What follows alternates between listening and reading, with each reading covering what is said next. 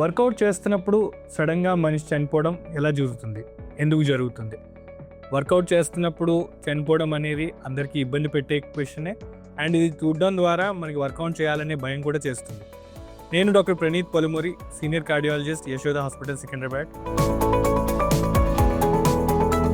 Work out చేస్తున్నప్పుడు మనం బాడీని ఒత్తిడి పెడుతున్నాం. బాడీలో పాటు అలాగే మిగతా అవయవాల మీద, పర్టికులర్లీ హార్ట్ మీద మనం ఒత్తిడి పెడుతున్నాం.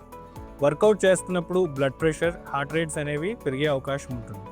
అండ్ అండర్లయింగ్ హార్ట్ ప్రాబ్లం ఒకవేళ అన్డయాగ్నోస్డ్ ఉంటే ఈ వర్కౌట్ ద్వారా పెట్టిన ఒత్తిడి ఆ అండర్లయింగ్ ప్రాబ్లమ్ని పెద్దగా చేసి సడన్గా హార్ట్ అటాక్ కానీ లేదా రిథమ్ ప్రాబ్లమ్స్ వచ్చి అన్కాన్షియస్ అయ్యి పేషెంట్ చనిపోయే ప్రమాదం ఉంది.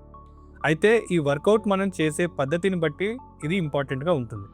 సో వర్కౌట్ చేస్తున్నప్పుడు మనం కరెక్ట్గా ప్లాన్ చేసుకుంటూ వర్కౌట్ని మనం నెమ్మదిగా బాడీని ఒత్తిడి పెడితే ఈ ప్రాబ్లం జరగకుండా ఉంటుంది. సో మన కెపాసిటీని మనం అర్థం చేసుకుంటూ ఒక ట్రైనర్ హెల్ప్ తీసుకుని గ్రాడ్యువల్గా గ్రేడెడ్గా మనం వర్కౌట్ చేస్తున్నప్పుడు ఎక్సర్సైజ్తో పొందే అడ్వాంటేజెస్ని మనం తీసుకుంటూ అలాగే ఈ అన్ఫార్చునేట్ అండ్ అన్ఈవెంట్ఫుల్ ఈవెంట్స్ని మనం అవాయిడ్ చేయొచ్చు. సో వర్కౌట్ అనేది ఇంపార్టెంటే, ఎక్సర్సైజ్ అనేది అన్ని అవయవం మీద దాని హెల్ప్ ఉంటుంది. సో ప్రాపర్ ప్లానింగ్ తోటి మన రిస్క్ ఫ్యాక్టర్స్ని మనం అర్థం చేసుకుని వాటిని కంట్రోల్ చేసుకుని చేస్తే ఈ ప్రాబ్లమ్స్ అవ్వకుండా మనం దాంతో ఉండే అడ్వాంటేజెస్ని పొందే అవకాశం ఉంది. Thank you. If you found this video useful, like, comment, and subscribe for more health updates.